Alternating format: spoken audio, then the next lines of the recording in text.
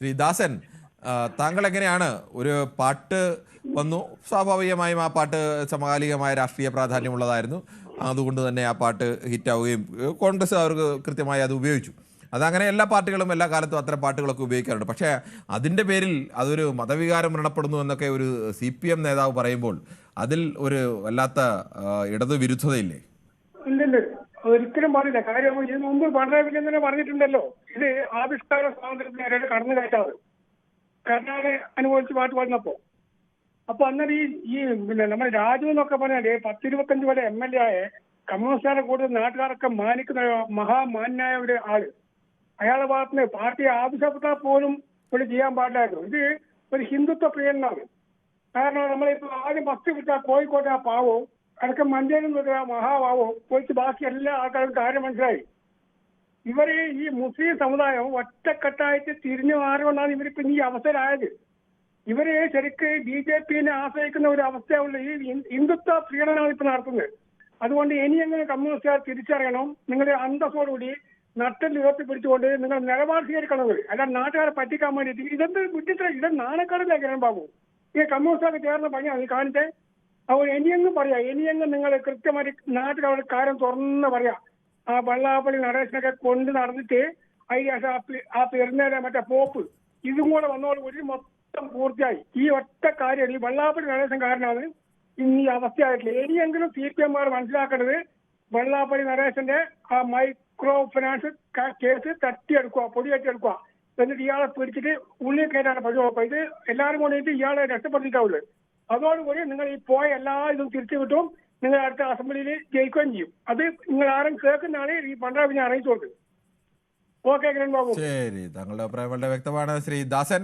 നമുക്ക് മറ്റു പ്രശ്നത്തിലേക്ക് പോകണം. ശ്രീ സന്തോഷാണ് കാസർഗോഡ് നിന്നും. ശ്രീ സന്തോഷ്, എല്ലാ കാലത്തും ആവിഷ്കാര സ്വാതന്ത്ര്യത്തിന് വേണ്ടി ഉറച്ച നിലപാട് സ്വീകരിക്കുന്നവരാണ്. കേരളത്തിലെ കമ്മ്യൂണിസ്റ്റുകൾ മാത്രമല്ല, ലോകത്ത് പല സ്ഥലത്തും ഇടതുപക്ഷത്തിൻ്റെ ഒരു നിലപാട് തന്നെ അത്തരം നിലപാടാണ്.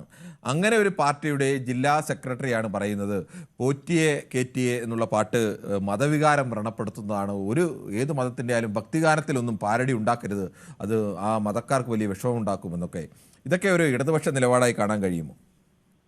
ഒരിക്കലുമില്ല, ഇടതുപക്ഷ നിലപാടല്ല ഇത്. ഹിന്ദുക്കളെ തിരിച്ചു പിടിക്കുക എന്നുള്ള ഒരു ലക്ഷ്യം മാത്രമേ ഉള്ളൂ. ഞങ്ങളുടെ രാജസ്ഥാമിന്റെ ജില്ലയിലുള്ള പത്മകുമാർ ജില്ലാ സെക്രട്ടറി മെമ്പറാണ്. ഈ ജില്ലാ സെക്രട്ടറി അയാളെ തോളത്തിരുന്നിട്ട് ആ സ്വർണം കെട്ടപ്പം കുഴപ്പമുണ്ടായില്ല. അന്നേരം അയ്യപ്പന്റെ ഭക്തർക്ക് വിഷമവും ഇല്ല, ഒന്നുമില്ല. അറ്റ്ലീസ്റ്റ് അയാളെ ഒന്ന് പുറത്ത് സസ്പെൻഡെങ്കിലും ചെയ്തുവിടായിരുന്നു. അതുപോലും ആ ജില്ലാ സെക്രട്ടറിക്ക് പറ്റില്ലല്ലോ. ആവിഷ്കാര സ്വാതന്ത്ര്യത്തെ കുറിച്ച് പറഞ്ഞ പിണറായി വിജയൻ ഈ നമ്മളെ അടാർലവിൽ മാണിക്യമലരെ എന്നുള്ള ആ പാട്ട് ഇറങ്ങിയപ്പോ ഈ പിണറായി വിജയൻ തന്നെ പറഞ്ഞാണ് ആവിഷ്കാര സ്വാതന്ത്ര്യമാണ് അതെന്ന് പറഞ്ഞാണ്. ഹൈദരാബാദിലെ മുസ്ലിം സംഘടനകൾ പ്രശ്നം ഉണ്ടാക്കിയപ്പോ അങ്ങനെ പറഞ്ഞ പിണറായി വിജയന്റെ പാർട്ടി ഇന്ന് ഹിന്ദുക്കളെ തിരിച്ചു പിടിക്കുക, അയ്യപ്പന്റെ പേര് പറഞ്ഞ് തിരിച്ചു പിടിക്കാൻ വേണ്ടിയുള്ള ഈ നാടകം വെറും നാണം കെട്ട നാടകം. തോറ്റത് എന്താണെന്ന് കൂടെ മനസ്സിലാക്കുക. പിന്നെ ഈ പാട്ട് സാധാരണ ജനങ്ങൾ പറഞ്ഞുകൊണ്ട് നടക്കുമ്പോൾ ജനങ്ങളുടെ ഹൃദയത്തിലേക്ക് കയറില്ല. പക്ഷെ പാട്ട് എന്ന് പറഞ്ഞു കഴിഞ്ഞാൽ ഇത് ജനങ്ങളുടെ ഹൃദയത്തിലേക്ക് കയറും. അടുത്ത നിയമസഭ തെരഞ്ഞെടുപ്പിലും ഇത് വരും. അതുകൊണ്ടാണ് നേരത്തെ തന്നെ കരുണാകരന്റെ കുറിച്ച് അയ്യപ്പനെ കുറിച്ചുള്ള പാട്ടാണ് ഉണ്ടായിരുന്നത്, മെല്ലെ പോ അയ്യപ്പ എന്നുള്ള പാരഡിയായിട്ട്. അതൊന്നും ഒരു കൈരളിക്കാനൊന്നും ഉണ്ടായിരുന്നല്ലോ. അതൊക്കെ ഒരുപാട് കരുണാകരനെ കുറിച്ച് മാത്രമല്ല, ഒട്ടുമിക്ക അങ്ങനെ ഒരുപാട് പാട്ടുകളൊക്കെ പാരഡി പാട്ടുകൾ അതൊക്കെ രാഷ്ട്രീയത്തിന്റെ ഭാഗമാണ്.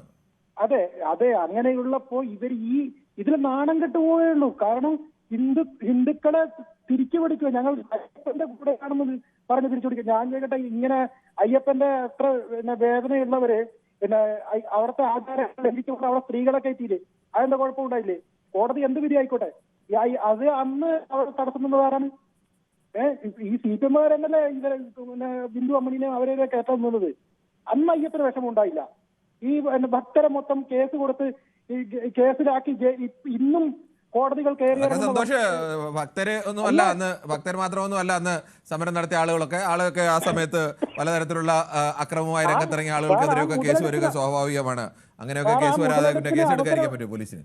സാറ് മുതലെടുപ്പിന് അവസരം ഒരുക്കിയതാരാണ്? ആരും ഒരുക്കിയാലും ഞാൻ പറഞ്ഞത് അന്ന് സമരം നടന്നതൊക്കെ ഈ ഭക്തരൊന്നും അല്ല സമരം നടന്നത്. ഭക്തരാരും കയ്യിൽ നെയ്ത്തേങ്ങ എടുത്ത് മറ്റുള്ളവരുടെ നെഞ്ചത്തെറിയാനും ഒന്നും നിൽക്കില്ലല്ലോ.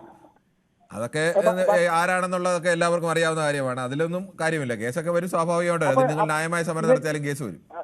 സാർ, ഈ ഭക്തി കൊണ്ടാണോ ഇപ്പൊ ഇവര് ഈ അയ്യപ്പന്റെ പേരിൽ പൂങ്കണ്ണീർ ഒഴിക്കുന്നത്? അല്ലല്ലോ, ഇത് ജനങ്ങളെ ഇത് ഈ സ്വർണ്ണക്കൊള്ള അത് ശരിക്കും ബാധിച്ചിട്ടുണ്ടെന്ന് ശരിക്കും മനസ്സിലായി.